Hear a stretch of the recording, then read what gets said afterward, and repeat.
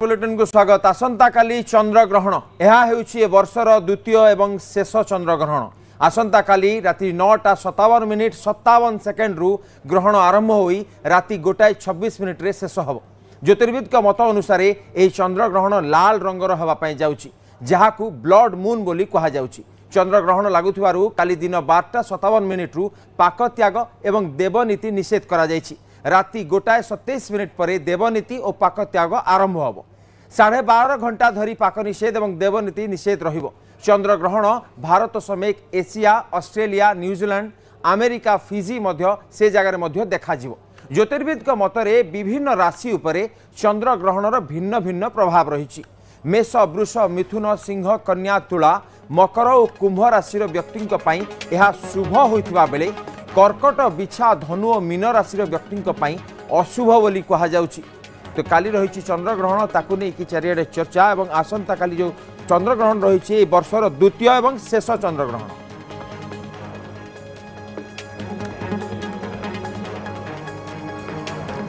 अधिक आलोचना आम सहित भृगु ज्योतिष पंडित श्रीधर आचार्य जोड़ी होती। सर आपको स्वागत करुच्ची।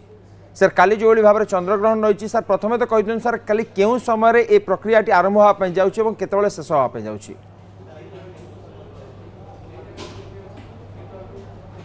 प्रक्रिया ग्रहण स्पर्शर 9 घंटा पूर्व आरंभ हुए। जमिति कि चंद्रग्रहण स्पर्श हम राति 9:57 तार 9 घंटा पूर्वर दिन 12:57 ठारू पाक निषेध देवनीति आदि बंद रहिब। तत्सहित आमर सर्वमुख्य हम रात्रि 1:26 तत्पश्चात रात्र 1:27 ठारू पुनः आपर स्वाभाविक भाव प्रक्रिया जमिति थिला सेमिति चलिबो। चंद्रग्रहण समय भिन्न भिन्न राशि पक्षरे भिन्न भिन्न प्रभाव पड़ी थाए। जमिति कि आपण ग्रहण दर्शन रे शुभ रही मेष, वृष, सही कथा नहीं पचाजु कारण सेटा बड़ कथा रहउची कि शुभ अशुभ कनी कि लोक भीतर अनेक प्रश्न रही। राशि पक्ष शुभ रहइबो। सर से शुभ कथा शुभ अशुभ प्रथम शुभ कथा डी सर कहि दिथां।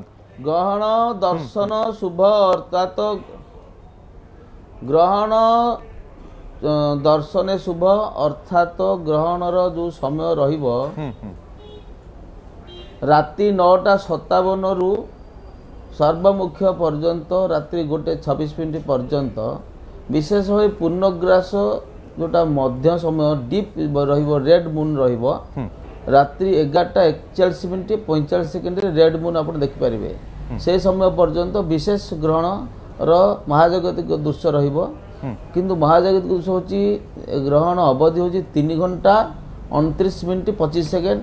ए शताब्दीर सबुठारु सर्वबृहत चंद्रग्रहण 100 वर्ष पर एभली ग्रहण आपणकर पड़ी।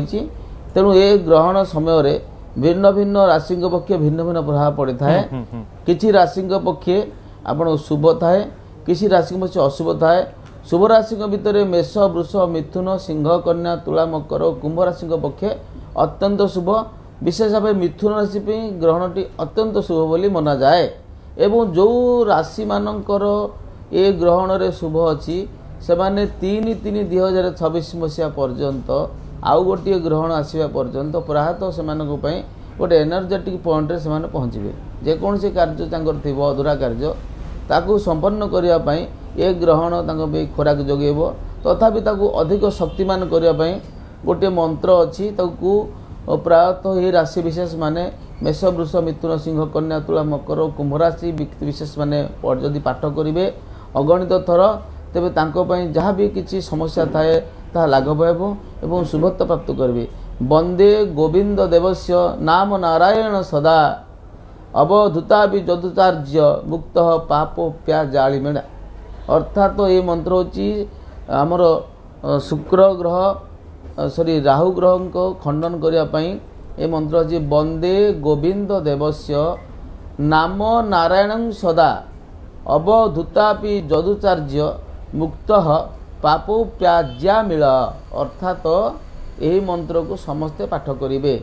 जो व्यक्ति विशेष माने जहाँମାନଙ୍କର राशि नाही अर्थात तो से भी ए मंत्र को पाठ करें या बाद अन्य किसी राशि विशेष मैंने अच्छा जो मानकर ग्रहण दर्शन अशुभ रही ग्रहण अशुभ अशुभ क्षेत्र में कर्कट बिछा धनु और मीन राशि पक्षे अत्यंत अशुभ मना जाए एवं सेमानंको पाई स्वतंत्र उपाय रही गोटे मयूर पुछ बा मयूर पक्ष को धला कपड़े आपण धला कपड़ाटी को प्रथमे गोटे नव पीढ़ा बा नुआ पीढ़ारे बा नुआ पट्टारे ताकू रखिबे मयूर पक्ष को ता उपरे रखिबे धूप दीप नैवेद्य दे पूजा करिवे पूजा करिवा परे आपणकर गोटे मंत्र अच्छी ओम नमः सूर्याय चंद्राय मंगलाय च गुरु शुक्र शनिभ्यश्च राहवे केतवे नमः पुनर्बार कहूँ मंत्रटी अशुभ व्यक्ति विशेष मानक पाई ये मंत्रटी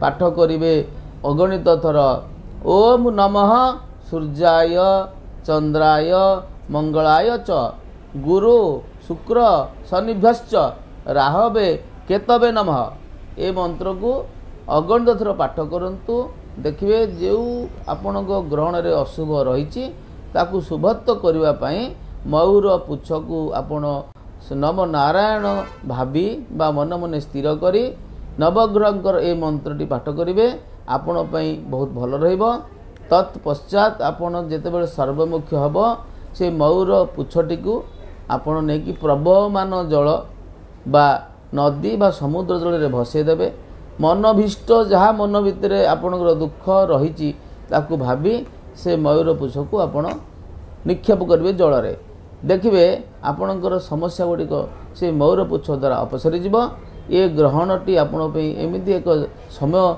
उपनीत कर देखिए जहाँ समस्या थी ता समाधान हो आपण एक सुवर्णर दिन आरंभ हो जय जगन्नाथ। सर आउ गोटे कथा जमती आपण मते कहले कि मेष वृष मिथुन सिंह कन्या तुला मकर और कुंभ राशि शुभ रही एवं सेपटे कर्कटा बिछा धनु और मीन राशि अशुभ रही तो जो दर्शक मानकर ये जो अशुभ राशि रही जो मैंने आमको देखुए से तो टेंशन नहीं आप जो बाट कहले कि सर जमी मयूर पुछ कथा कहले धला कपड़ा कथा और जो मंत्र कथा कहले तो या कौन माने सर ये जो अशुभ जिनसा कौन गोटे वर्ष आउ गोटे चंद्रग्रहण पर्यंत से लिंगर कर ना कौन रही सर कारण जो मैंने देखुए से व्यस्त हो जाऊे